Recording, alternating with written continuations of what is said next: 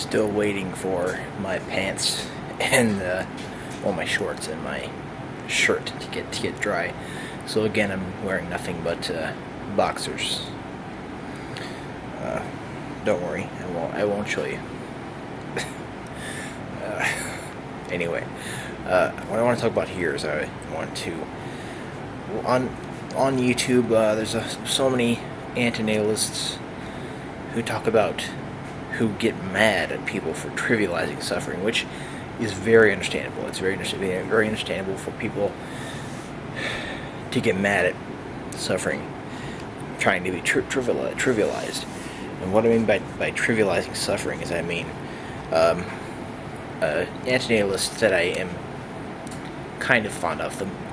There's one antinatalist on YouTube that I'm fond of, that I like to watch, mostly because he has good points, even though I'm against antinatalism, is Metamorph, with 3 H's on the end.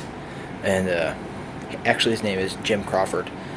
He wrote Confessions of an Antinatalist, and he made a video discussing about how one of these other YouTubers made a video where he was basically trivializing suffering, which by that he means he was doing, if pain is in consciousness, or if in pain is in the ideas, or then what is pain and suffering really? I mean, is it, or I mean, can't we just basically make it go away if it's a part of our brain or anything, or something like that, or if it's part of our mind?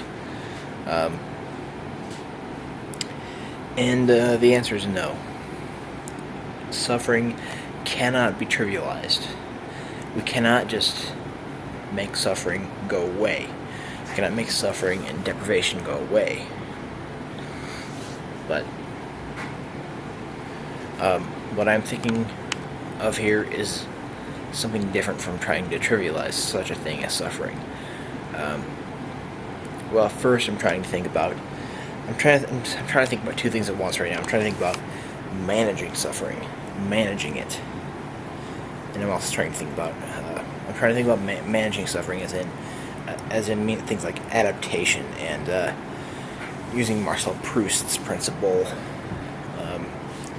as well as using Thich Nhat Hanh's principles and using consciousness growth, using things like that. I'm also trying to think about looking at some suffering as being good to an extent, but regardless of all these thoughts I'm having, suffering is going to be suffering, and it's going to be painful, and therefore we have existentialists and antinatalists. So I don't know. What I want to talk about here, though, is I want to talk about managing suffering. I want to talk about managing it. By managing, I mean looking at it in different ways. As in, I endorse wholeheartedly Epicurus's prudence, or even just the living blessedly and the self-sufficiency principles, which means we need to use this sorting system, comparative measurements of disadvantages and advantages of certain pleasures, which can involve choosing certain pains, because in enduring some pains you have greater or more intense or longer pleasures that could lie beyond. And I don't understand why antinatalists have a problem with there being suffering when you have the great possibility of the whole entire life being overall good, overall involved with understanding, or overall involved with happiness, even while looking at the past deprivation and suffering. I don't understand why antinatalists have a problem with there being some suffering. I mean, you can look at some people who have way more suffering than pain, but that's because they haven't. That's because of some unfortunate things, but they're looking at it in a way that's making them more suffering. Now, I hate to say that because it's difficult to think about without, I mean, it's difficult to say, but if someone is having an immense amount of suffering and deprivation, most that's probably not their fault. But you just have to take the good with the bad, and you have to move on regardless. Now, this means you still need to be optimistic about things. If you've had a lot of things that are very horrible for you, there's a lot of suffering has been going on for you, you need to look at that and try and get up on that horse, so to speak. Be optimistic about things and try to get back up on whatever it is you were doing, and try to do that again and look at things in a positive way. Now, when I say look at things in a positive way, I think about Epicurus, I think about Thich Nhat Hanh, and I think about conscious growth, the growth of the consciousness, which means, not being dispersed, trying to be as one with yourself or one with your consciousness as you can. Now, the whole discussion here kind of encompasses the whole of my last few videos, which include discussion of consciousness growth, Marcel Proust's principle,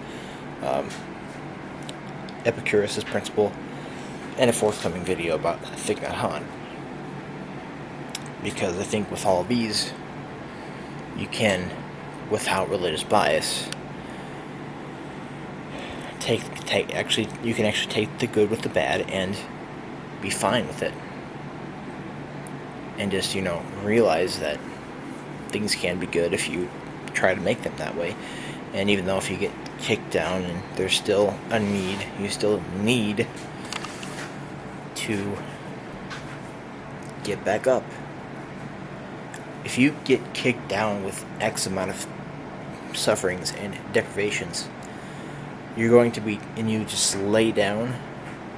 This is what people think that the human race should do, is lay down to these sufferings. That's what they think we should do, is lay down. This is not the answer. Now, people might say that I'm not understanding.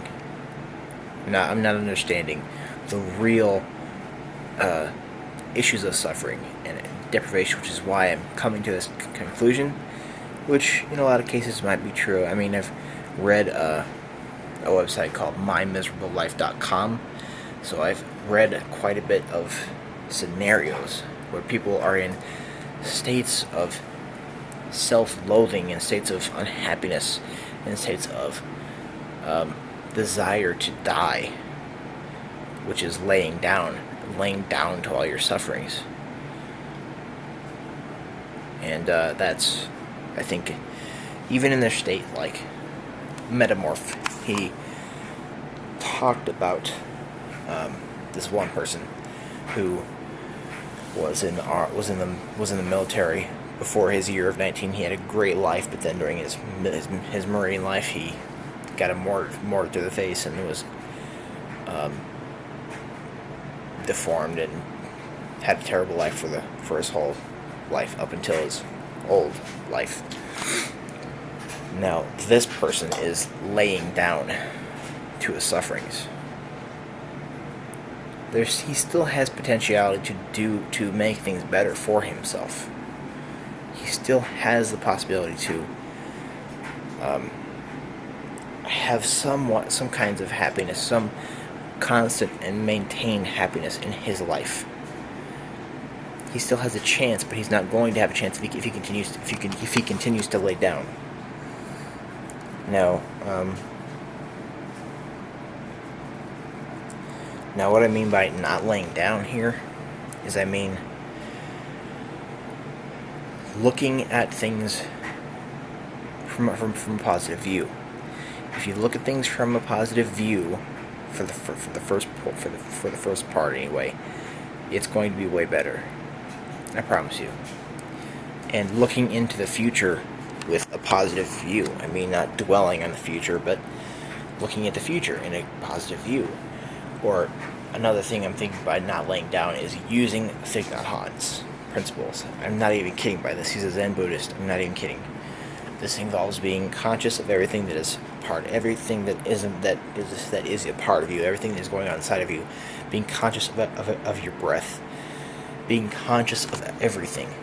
And he has this phrase: do you wash the dishes to have clean dishes, so that you can go drink your tea and do whatever you want to do afterwards? Do you rush through your dishes so that you can have clean dishes and go do whatever you want, or do you wash the dishes to wash the dishes?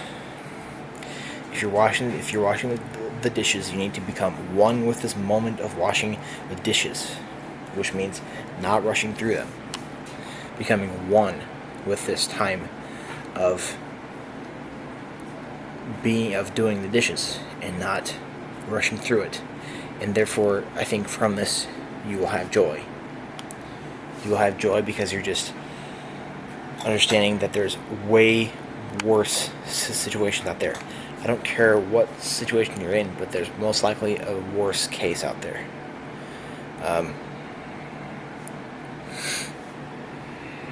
That's probably a bad thing to say, but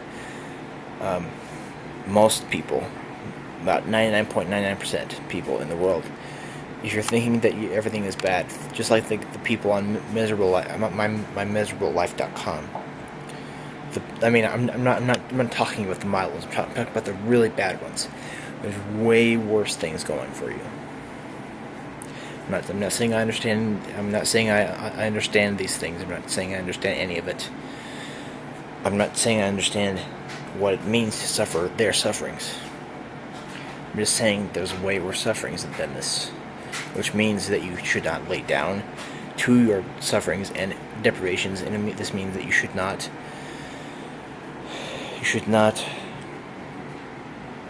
just give up.